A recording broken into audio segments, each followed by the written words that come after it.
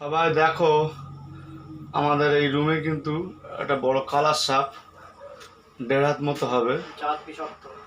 দেখতে না তো কালার সাপ দেখে পাওয়া যাচ্ছে।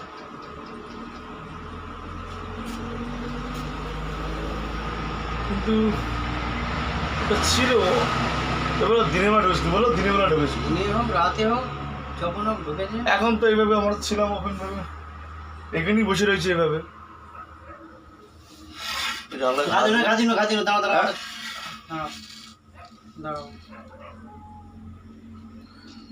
দেখো না কেরম ফানা তোলে, মারা তো যাবে না, মারবে না একদম। রাত্রিবেলা কিছু বলবো না,